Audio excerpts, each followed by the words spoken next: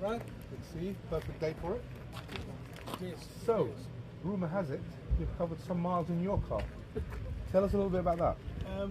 Yeah, we bought the car new in September 2003, collected it from Bremen, and we've now done 246,000 miles in it. 250,000 miles. Very nearly, or it will be before the year's out, that's for sure. Excellent. What's under the bonnet? It's a naturally aspirated V8 5 litres. So a very fairly standard R230. And where has it been? I mean, it looks in absolutely mint condition under the bonnet. Yeah, well, that's just clean. Yeah, we use it for touring. And that's Where that. have you gone? We have been, I could probably tell you, we have been to Germany, Netherlands, Belgium, France, England, Scotland, Wales, obviously, Czech Republic, Austria, Hungary, Croatia, Slovenia, Italy, Switzerland, Monaco, Spain, Portugal, Republic of Ireland, Andorra, Luxembourg, Denmark, Sweden, Finland, Norway, Northern Ireland, and San Marino. That's a long list. So it begs the question, how comfortable is it? They are, in my opinion, as good a Grand Tourer as you can get. And the advantage over many is the folding hardtop roof, the Vario roof. Yes. So you've got, in my judgment, it is the best 2 seats cabrio coupe tourer on the market. Wow, that's some statement. Well, leading from that then, yours is 2004 you said? 2003 mine. 2003. Yeah. And how does this compare? Which is the next model? These are the subsequent model. This is what an R230, an R231, and this is a 5.5 litre bi-turbo V8. So a very quick car. Yeah. Very good at getting rid of petrol, I think. And opposite it? The same model, Yep. but a different configuration. This is a V6 3.5 litre, but still quite a quick car. Right. Now, the one opposite your car is a 230, but with a different engine. It's the same model as mine. It's an R230, 2004 car, but it's the AMG SL55, and so that is much the same unit as mine, but it is supercharged. Right. And obviously we've got the supercharged signature name. Yeah.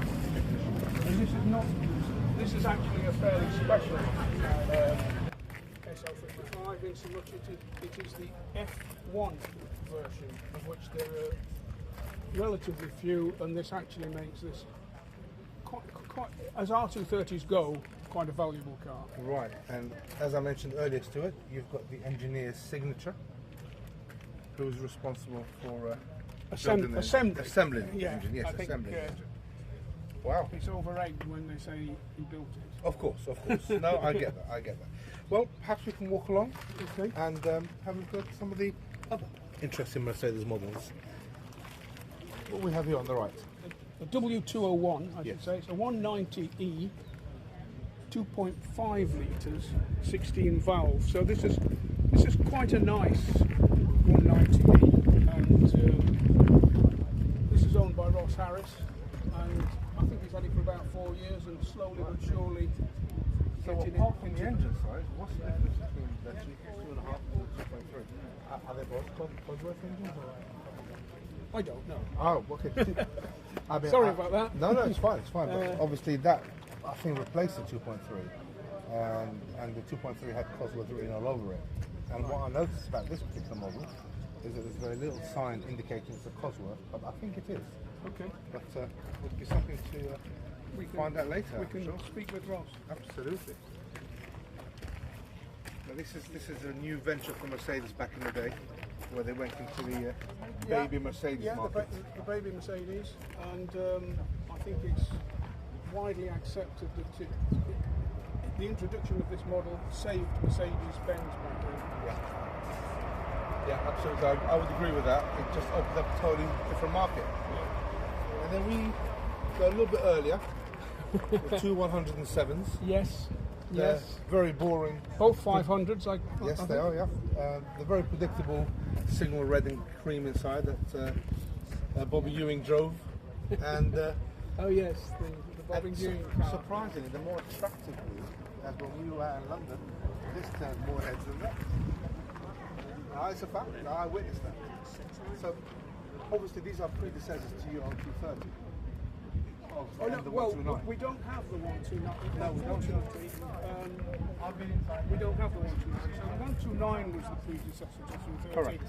And the 107 the predecessor to the 129 that we don't have here today. And that's a shame because It is a shame. the 129 would have fitted nicely as a bridge It would. between the two models. But longest span in production, 18 years. The 107, Yeah, oh, yeah. indeed. And over 300,000 made on it. Absolutely, yeah. And then we move along, and we have Yeah. the previous generation. Yeah, and this, a lot of people think this is one of the prettiest. This is a W113, and this is a 2.3 litre example. And they were all 6 cylinders, weren't they? 2.3, 2.5, Yeah, 2.8. yeah, yeah. They didn't make a 4 point. No, all straight six. Yep. What's so special about this? 130. Obviously different physically. Well, it's a 2.8, it's a 218. And luckily, they wore out for this. They rallyfying going on. I think it's a homage rather than Right. this particular car, but there is a story behind this. I don't know if you want Nicky to come and talk about it, but it was purchased with money, inherited, and as I understand it, and Nicky can, as I understand it, with this money, Nicky wanted, I think, probably a 107. Funny enough, Nicky's right here. I know, and but saw this in a showroom somewhere, and that's it. And they spent more money than they got, and tell them, Sold my everyday car, which at that point was a 325i Beamer, and put the money to what I'd been given or left by my auntie, and we bought this. Certainly an upgrade to a 325. It is, yes, and a much better colour than that was. So, yeah, for 24 years. So what's with the rally design background? Tell me about that. Because last year was the 60th anniversary of Lotus, Okay. what has been decided to do on and the Lotus 60th anniversary, so we decided just to do it last year. It looks absolutely beautiful and different. But a lot of people really loved it, so And listen, I would keep them on there, but it's your car. They look amazing. I didn't want it to have stickers on in the first place because I loved it. It was a beautiful paint job, and I was really upset when he put them on. Oh dear. But I do. I've grown to love it now. I think it's a very lovable, unique. And what wheels have you got there? Looking bigger than the normal. Well, we've got the Mexican hats went on Yes. because we've got a set of those Yes. rather than the press on. They just look much better than More aggressive as the well. press on ones. Yeah. While it's got its rally gear on. Yeah, That's wonderful, Nick. I really appreciate your time. that's all right. Thank you so much. And finally, Nick, and finally, we have a different kind of 190. here a W121 with a 190 1.9 litre engine in it. And this is a 1961 car, and the owner of the car is Andy Holmes. It's by far the most valuable car on this lineup. Indeed, yeah. I've no idea how much it's worth, but Hello, Andy. it's worth. Beautiful. So, just wondering if you can tell us a little bit of a background about your 190. It's very clean, very beautiful. It was ordered in Norway by a lady as a present for her husband to be. He stood up at the altar. So she kept the car herself and went to live in America. That's where I bought it from. And it's running, but not very well. The more we dug into it, the worse it was.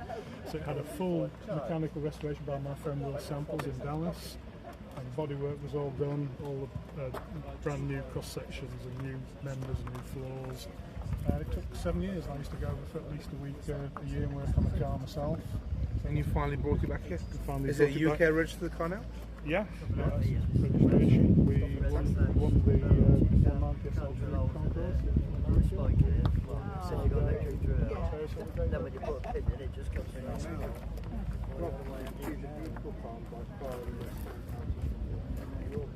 They've all got their own history, especially mix.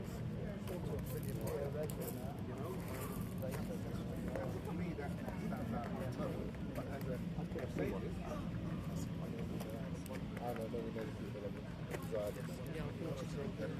Thank you very much. Appreciate that. Appreciate that. As we just said, fundamentally, what's the difference between this 230 and that 230? Okay. The one with the compressor, Yes. or the supercharger, That's got the signature. yeah, Yeah. that's that is an M113 Right. 5-litre supercharged engine. This is a subsequent. It's about the next evolution, but it's evolution exactly. And so it's a 273. Is this naturally But it- aspirated? Not aspirated. Natural aspect, but 5.5 litre. Excellent. Lovely. And I'm sure they're both got I've been up to. I did a tour all around Europe last year, all the way up to Austria for the Formula One. Really? And I've got the F1. I've got Lewis Hamilton cap there that I bought from the circuit. and back through Italy and Switzerland. Amazing. Two-week tour, and it was just triple life. So do you know about mixed car? I do know about Before we talk about that, I'm going to ask you the same question. Yeah. As a comfortable GT car, Oh, tell me. it's just stunning. I don't think there's a better one out there, really. I mean, You two been talking? I mean, it just like even on the drive up here today, I come up from Essex. It's about an hour and a half, Yeah.